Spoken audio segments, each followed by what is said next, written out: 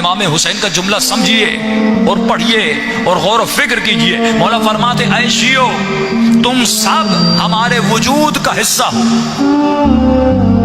شیعیان عالم ہم اہل بیت کے وجود کا حصہ ہے. مولا فرماتے بالکل اسی لیے کیونکہ تم ہمارے وجود کا حصہ ہے ہم کبھی تمہیں خود سے دور نہیں کرتے. ہم کوشش کرتے ہیں تمہاری پرابلم کو حل کیا جائے. ہم کوشش کرتے ہیں تمہاری اس گناہ کی بیماری کو دور کیا جائے. اور فرمایا جب تمہیں تکلیف ہوتی ہے تو یہ مت سمجھنا یہ تکلیف تمہیں ہو رہی ہے, یہ تکلیف ہمیں ہوتی ہے. جب تمہیں درد ہوتا ہے, جب تمہیں تکلیف ہوتی ہے, وہاں فرماتے ہیں یہ گویا ہمیں تکلیف ہوتی ہے, ہم تمہارے درد اور تکلیف کو برداشت نہیں کر سکتے.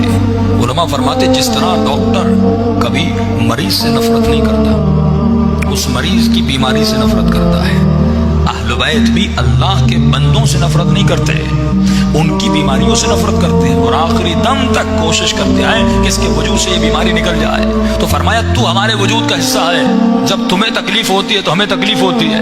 کل میں نے امام رضا کی روایت پڑھی نا کہ مولا کیا فرماتے ہیں, فرماتے ہیں اگر امام سمجھ کے نہیں تو دوست سمجھ کے مجھ سے باتیں کر, اگر دوست سمجھ کے نہیں تو بھائی سمجھ کے ہم سے باتیں کر, اگر بھائی سمجھ کے نہیں تو باپ سمجھ کے ہم سے باتیں کر. مولا یہ کہنا کیا چاہتے ہیں, مولا بتانا چاہتے ہیں ہم بیوی سے زیادہ تم سے قریب ہیں, ہم باپ سے زیادہ تم سے قریب ہیں, ہم تمہاری اولاد سے زیادہ تم سے قریب ہیں. اسی لیے کہا کہ ہمیں یاد کرو ہم تمہیں یاد کریں گے. خدا بھی یہی کہتا اے میرے بندے مجھے یاد کر, اذکرونی اذکرکم, اگر تو مجھے یاد کرے گا میں تمہارا رب بھی تمہیں یاد کروں گا. اے خدا تو کہاں کہاں یاد کرے گا, فرمایا اگر تم نے زندگی کے ہر پہلو میں مجھے یاد کیا میں مرنے کے بعد ہر پہلو میں تمہیں یاد کروں گا.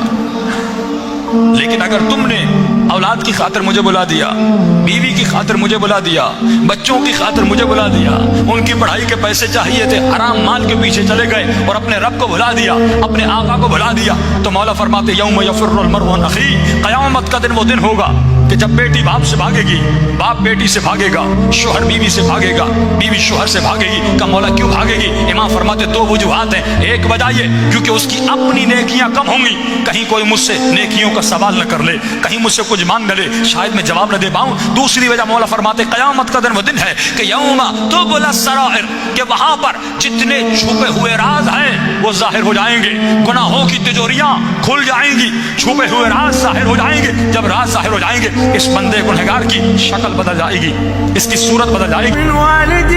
سلام